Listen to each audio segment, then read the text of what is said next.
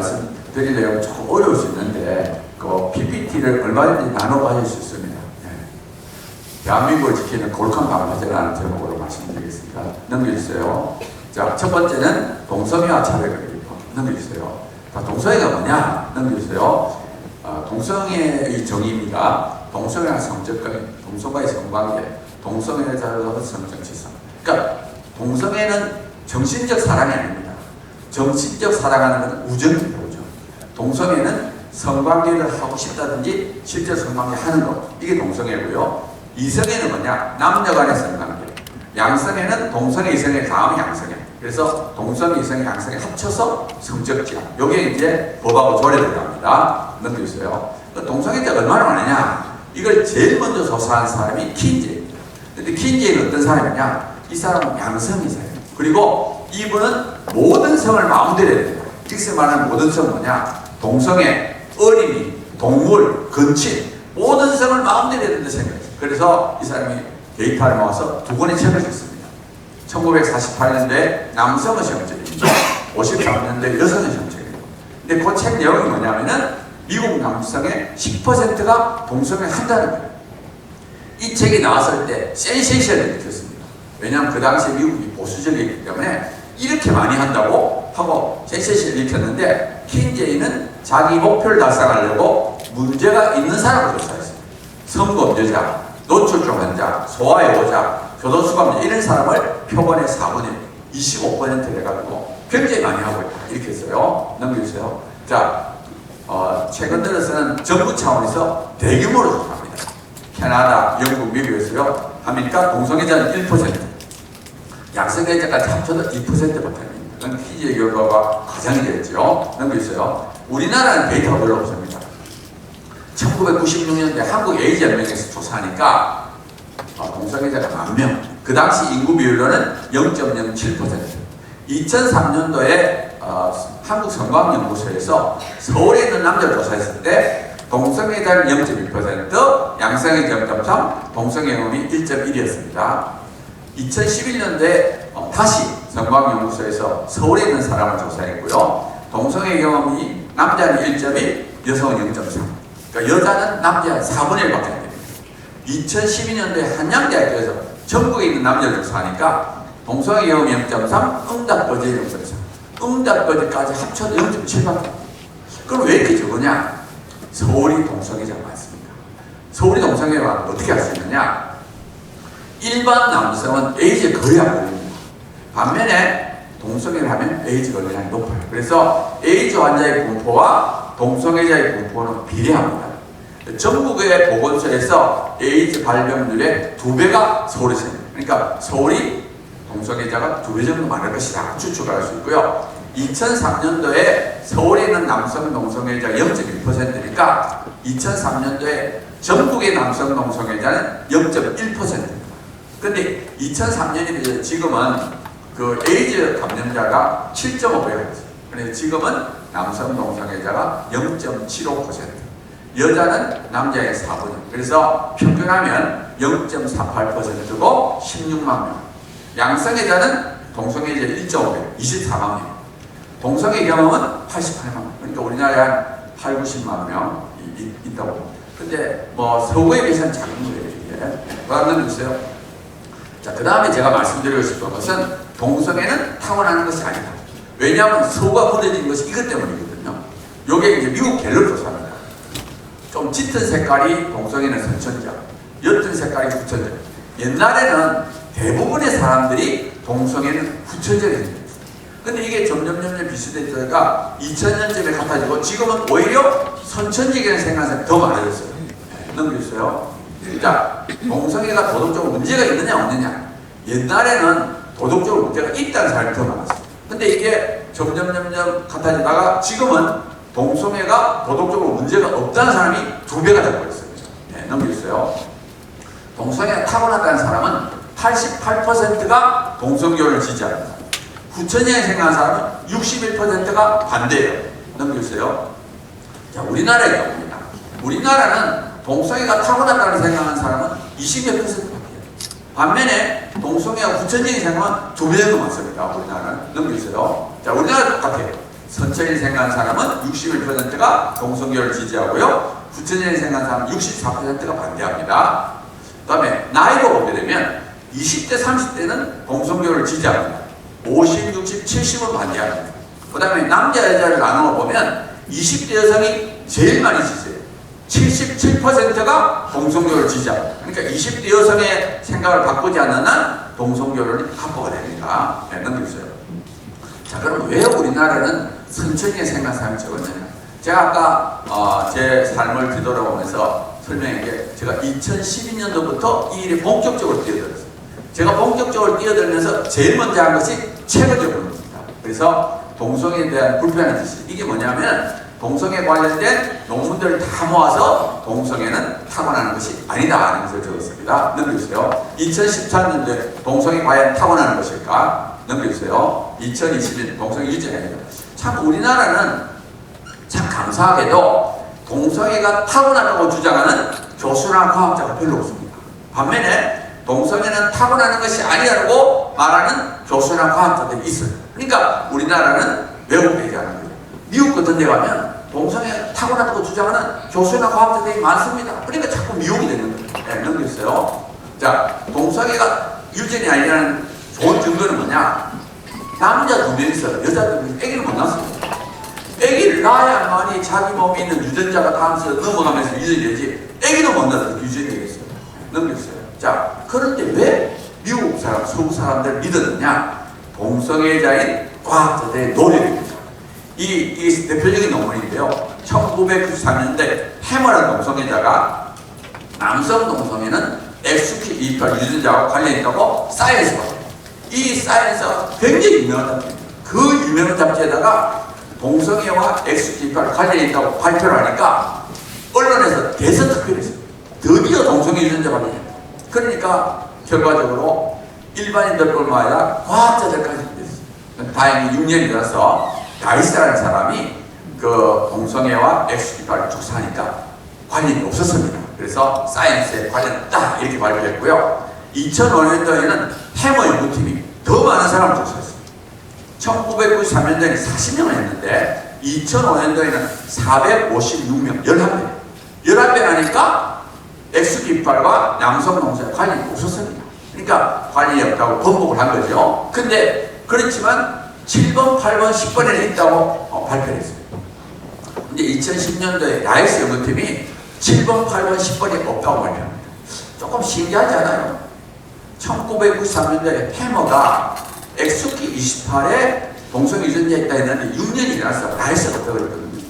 2005년도에 해머 연구팀이 7번, 8번, 10번이 있다고 했는데 5년이 지나서 라이스 연구팀이 없다고 그랬어요. 그러니까 이게 뭘 나타내는가 하면 양쪽 진영에서 싸우고 있는 겁니다. 동성애가 타고나느냐 아니냐고 싸우고 있습니다. 그러니까 우리가 살고 있는 모든 세계는 과학이나 이것도 포함해서 치열하게 싸우고 있습니다. 그 다음에 2012년도, 조금 전에 2012년도에 23,000명을 조사해가지고 동성애 유전자가 있어요. 조금 전에 40명, 456명 하다 갑자기 숫자가 늘었죠. 23,000명. 과학적 테크닉이 발달했어요. 네, 넘겨주세요. 2019년도에 48만 명을 조사해가지고 다니엘 동성애 유전자 없다. X28 관련 없다고 사이언스 발표. 근데 그때 발표하면서 뭐라고 그러는가 하면 동성애 행동과 관련된 5개의 유전자 변이를 발견했다. 여기 무슨 말인가 하면 일반인도 그 유전자를 가지고 있고 동성애자도 같은 유전자를 가지고 있는데 동성애자들은 그 유전자를 가진 확률이 더 높다는. 그러니까 뭔가 요거하고 유전자하고 동성애가 관련이 있을 것이다 하고 발표를 합니다. 근데 그 유전자가 뭐냐?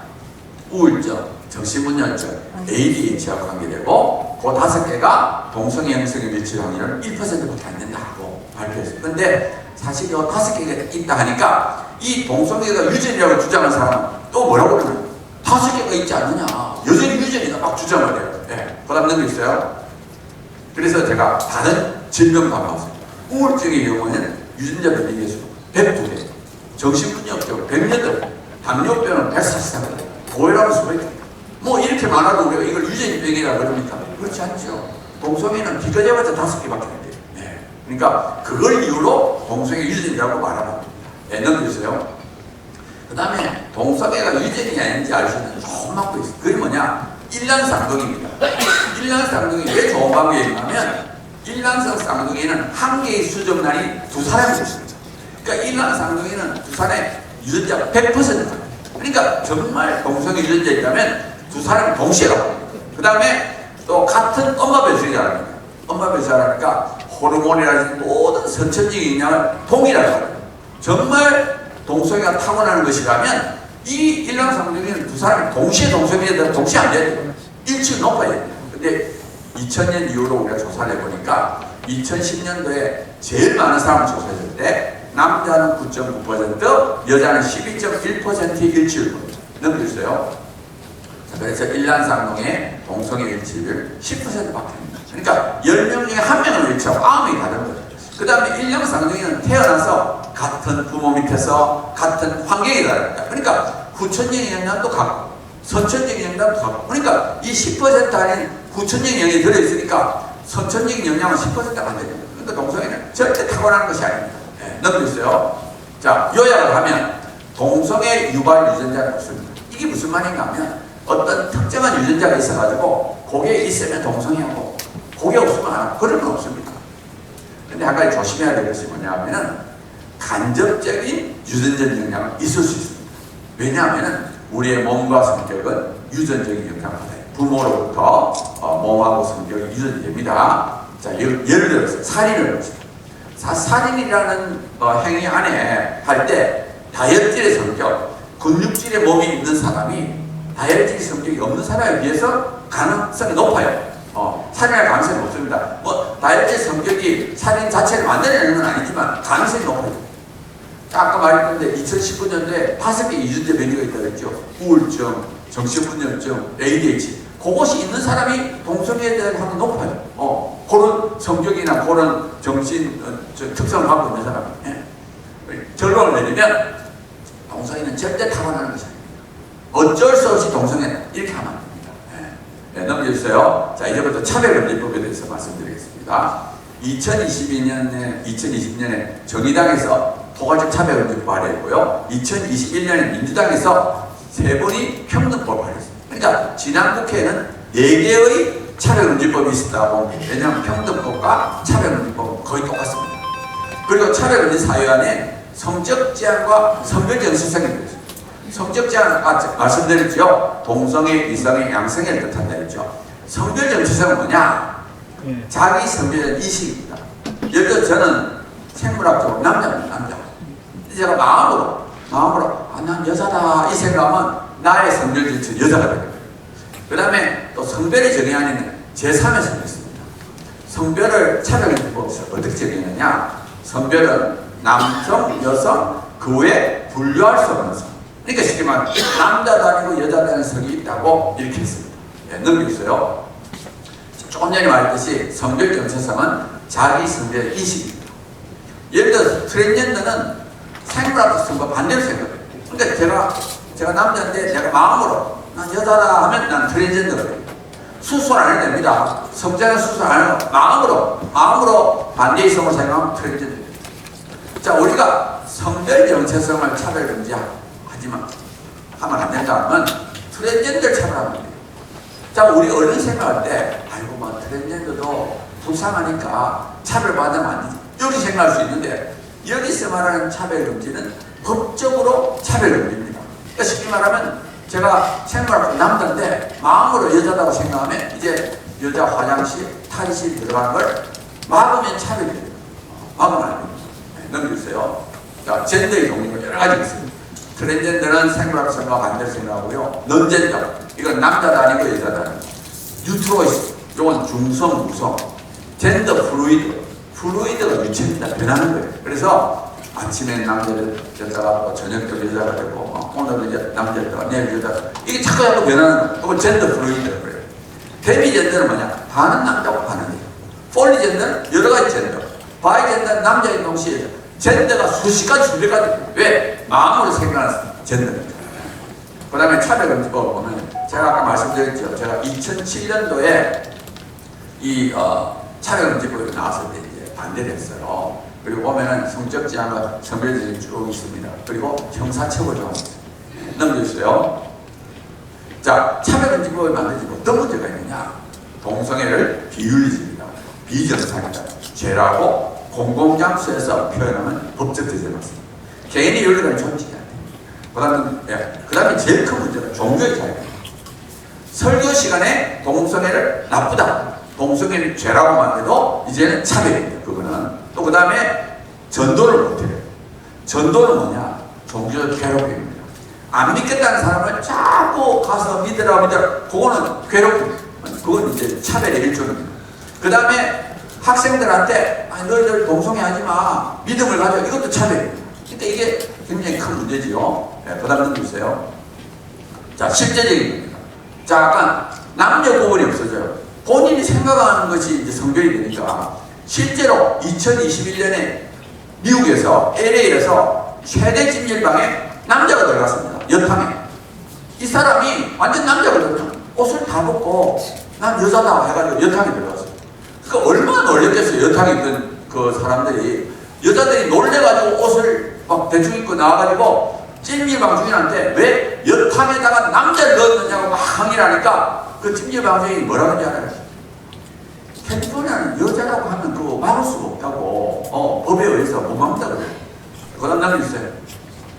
네, 2023년에 미국 시애틀에서도 마찬가지입니다.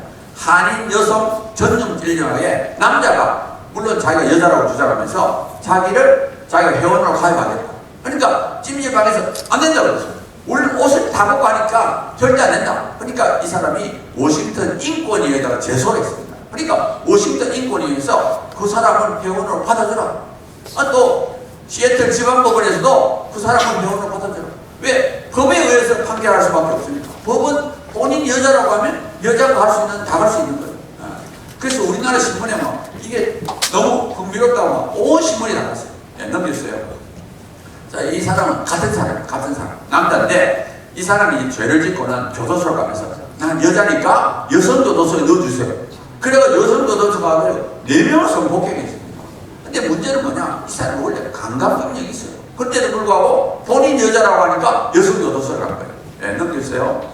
자, 요거는 미국에서 2022년도에 여성교도소에서 2명이 임신했어요. 트랜스젠더하고 합의하에 성관계를 맺고 임신한 거예요. 네, 넘겼어요. 자, 이거는 이제 스포츠 경기인데, 이 사람은 성전환 수술을 했습니다. 이 사람 성전환 수술을 했지만, 사춘기가 지나서 수술하면 남자 뼈, 남자 근육이 그대로입니다. 남자 뼈, 남자 근육 가진 사람하고 여자하고 뭐가 있겠어요? 여자 이 부여골이 막 깨지고 이랬어요. 넘겨주세요. 자, 이거는 캐나다인데, 역도 경기에, 캐나다에서는 뭐라고 했냐? 수술할 필요도 없고, 호르몬 치료할 필요도 없다. 본인이 여자라고만 하면 된다. 그러니까 이 사람이 완전 남자인데, 난 여자다 해가지고 가가지고, 167kg, 무려 43kg를 더더러 우승했어요. 네, 넘겨주세요. 자, 이건 수영 경기인데, 이 사람이 2019년도 11월달까지 남자 선수였어요. 그때는 한 400등 했어. 근데 이 사람이 호르몬 치료하면서 2021년에 여성 경기 나가 200m, 500m 우승을 넘겼어요. 자, 그 다음에 더 큰 문제가 뭐냐면은 이 사람이 이제 호르몬 치료하지만 수술 안 했거든요. 남자 생식기를 그대로 갖고 있어요. 근데 이 사람하고 여성 선수들이 같이 옷을 벗어요. 일주일에 18번이나 같이 벗어요. 그러니까 이 여성 선수들이 얼마나 힘들었겠어요. 그러니까 학교에다가 대학교에다가 말을 했어요. 이거 제발 좀 이 문제를 해결해달라 하니까 학교에서 뭐라 그랬는지 알아요? 남성 앞에서 옷 벗는 것이 익숙해지더라고요. 아니, 여자가 남자 앞에서 옷 벗는 게 익숙해지면 어떻게 됩니까? 근데 학교는 이렇게밖에 말할 수 없어요. 만약에 이 사람하고 여자를 분리해서 옷을 벗게 한다. 그럼 학교가 이제 차별 행위라고 해서 처벌을 받는 거예요. 그러니까 어쩔 수 없는 거예요. 자, 여성 화장실도 마찬가지입니다. 2021년에 젠더 플루이드 학생이 여자 화장실에서 성폭행했고요. 2015년도 캐나다에서 이건 화장실 안에 샤워실이 있어야 불법 촬영. 그러니까 차별금지법의 가장 큰 피해자는 학부모 여성입니다. 제가 이걸 강조하는 이유가 있어요. 아까 제가 말씀드렸죠. 우리나라 20대 여성의 77%가 지지합니다. 이게 통과되면 자기들한테 가장 불리한데 여성들이 이걸 지지하지 모르니까. 그래서 이걸 알리기 위해서 제가 강조하는 거예요. 네, 넘겼어요. 청소년 LGBT가 됩니다. 미국의 캘리포니아에 보면 성적장이 통과되고요. 그 다음에 동성애와 동성애를 긍정적으로 밝혀라. 이렇게 했습니다. 넘겨주세요. 자, 갤럽 조사입니다. 보면은 18세에서 25세에는 LGBT가 20%. 5명당 1명이 LGBT. 그 다음 넘겨주세요. 고등학교의 경우는 4명당 1명이 LGBT입니다. 그러니까 미국은 한 집권 1명이 LGBT. 미국은 이제 완전히 망했습니다. 뭐 어쩔 수 없어요. 이제 완전히 되돌릴 수 없을 정도로 망한거리거든요. 넘겨주세요.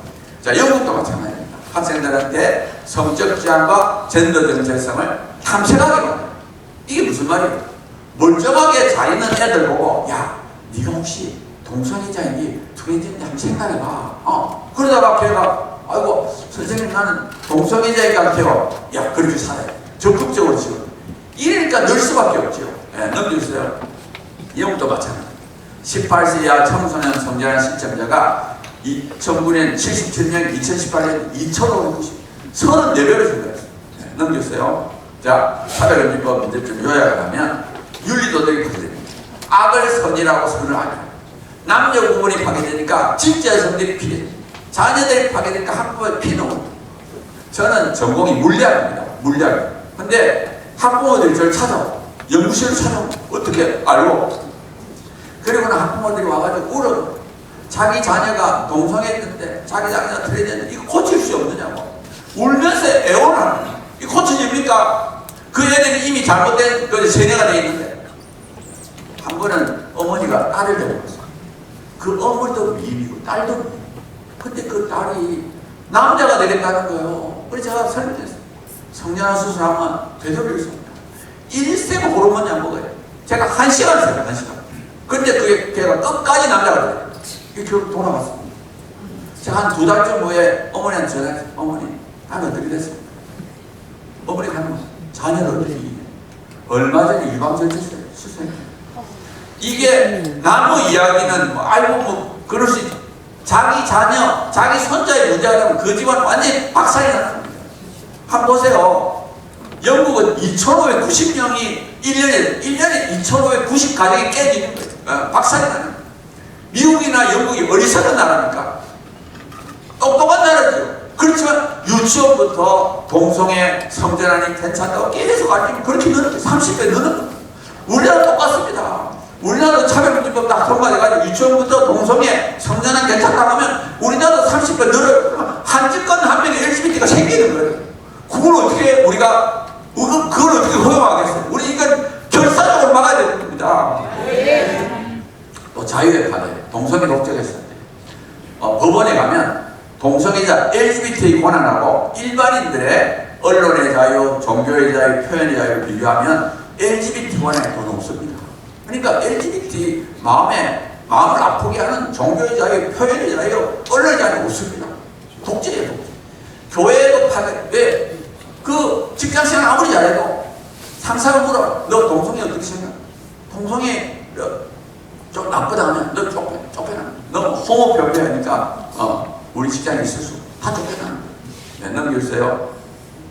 자, 이제부터는 제가 왜 이런 일이 생겼느냐 하는 걸 좀 근본을 좀 보려고 합니다. 자, 넘겨주세요. 자, 현대 사탄은 두 가지 방법이 있어요. 유혹과 미혹. 유혹은 뭐냐? 죄를 짓게 만든다. 대표적인 것이 음란한 죄를 짓게 만든다. 미혹은 뭐냐? 우리의 믿음을 파괴하는 겁니다. 그래서 유혹과 미혹이 현대 사탄의 수법이기 때문에 믿음을 지키려면 이 두 가지로부터 유혹과 미혹을 우리를 지켜야 합니다. 넘겨주세요. 자, 유혹은 뭐냐 하면은 음란하다는 이거는 사실 어렵잖아요. 피하면 도망가면 돼요. 인터넷이나 휴대폰에 뭐 나쁜 게 나오면 빨리 도망가면 돼요. 뭐 이것 때문에 우리가 뭐 공부할 필요 없습니다. 근데 물론 우리에게 죄성이 있으니까 쉽지는 않지만 공부할 필요는 없어요. 그냥 결단만 내리면 됩니다. 넘겨주세요. 자, 미혹은 어렵습니다. 이거는 미혹을 이겨야 되기 때문에 상대방이 얼마나 어려운 말을 동원해서 하니까 이거를 넘어가기 어려워요. 쉽죠. 네. 그래서 제일 좋은 거는 모범답을 말해요. 요 미혹에 대한 모범답을 하는 겁니다. 그래서 무조건 틀렸다고 하면은 그거는 우리도 우리 자신도 설득 못하고 다음 세대도 설득 못해요. 넘겨주세요. 자, 미혹의 대표적인 것이 과학입니다. 이 과학이라는 뭐냐 하면은 관찰과 실험을 해가지고 그걸 가지고 논리적으로 이론을 만듭니다. 가설을 실험한 다음에 그 다음에 확인하면 법칙이 되는 거예요. 네, 넘겨주세요. 자, 가설은 뭐냐? 실험에 의해서 증명이 안 되죠. 법칙은 실험에 증명이 되는 거예요. 예를 들어서 진화론, 이건 가설입니다. 만유인력의 법칙, 이건 법칙이에요. 넘겨주세요. 자, 과학의 한계는 뭐냐? 관찰과 실험이 가능한 것만 돼요. 그러니까 보이는 것만 되고 실험 가능한 것만 돼요. 네, 넘겨주세요. 그 다음에 이해 가능한 것. 기적은 이해가 안 되죠. 그 다음에 법칙적이고. 우리 인간의 행동은 법칙이 아니죠. 그래서 과학은 실험과 관찰이 가능하며 법칙적이며 보이는 것만 할 수 있습니다. 근데 과학 만능주의는 뭐냐? 과학으로 모든 걸 알 수 있다. 이 과학 만능주의입니다. 과학 만능주의의 실제 사례는 생명의 기원은 진화론, 우주의 기원은 빅뱅이론, 마음의 신비는 두뇌주의. 이게 이제 세 가지예요. 자, 과학 만능주의 결과는 뭐냐? 영의 세계가 없어요. 하나님도 없고 영혼도 없습니다. 인간에게 남는 건 뭐가 없어요. 그러니까 허무주의, 죽음에 대한 공포를 받고 결론은 뭐냐? 유물론. 그래서 이게 과학 만능주의가 나쁜 거예요. 자, 그래서 이제 문제점을 좀 살펴보겠습니다. 넘겨주세요. 예, 제가 두뇌주의만, 나머지 진화론과 뭐 그거 빅뱅이론은 딴 데 또 많이 있으니까 요거만 이제 강조하겠습니다.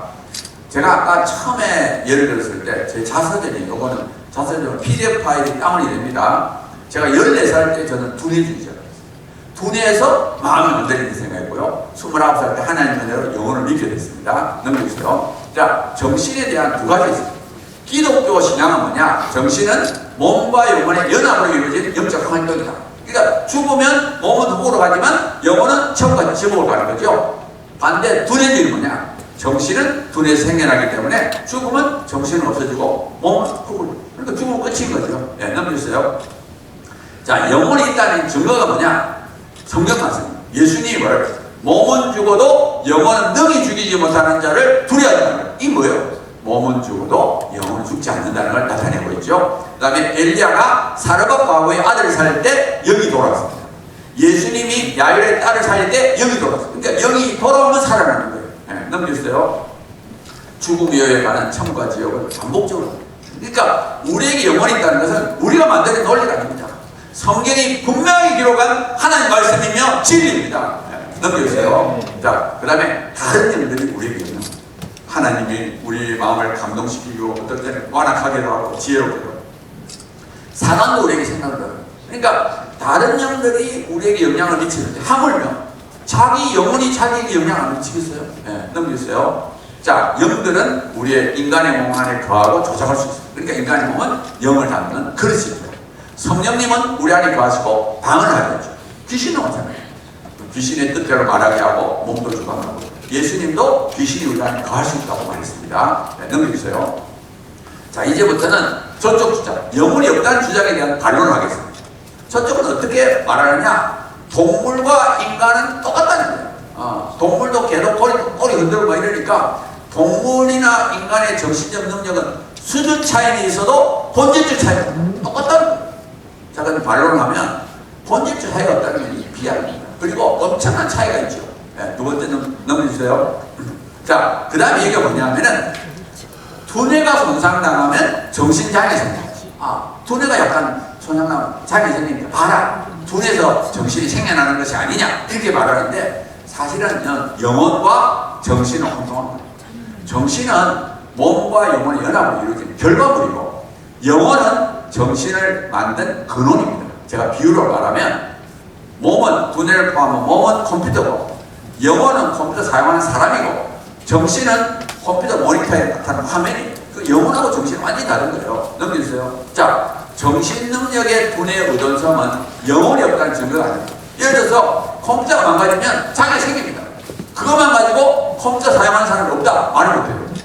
그리고 살아있는 동안에는 몸과 영혼의 연합으로만 정신 활동이 가능하기 때문에 당연히 정신은 두뇌에 의존합니다. 그것 때문에 영혼이 없다고 말을 못해요. 그 다음에 여기 인과적 사모작용, 여기 이제 저쪽에서 말하는 가장 강력하게 말하는 이게 뭐냐? 비물질인 영혼이 어떻게 물질인 몸에 영향을 줍니다. 하나는 비물질이고 하나는 물질인데 서로 어떻게 영향을 주고 있냐 이렇게 말을 합니다. 자, 이 반론을 제기하면 비물질인 영이 지금도 물질이 영향을 주고 있어요. 하나님은 영이잖아요. 하나님이 영이신 하나님이 자연을 다스리고 기적을 베풀고 우리에게 마음에게 영향을 줍니다. 두뇌에 영향을 줘요. 귀신도 마찬가지예요. 넘겼어요.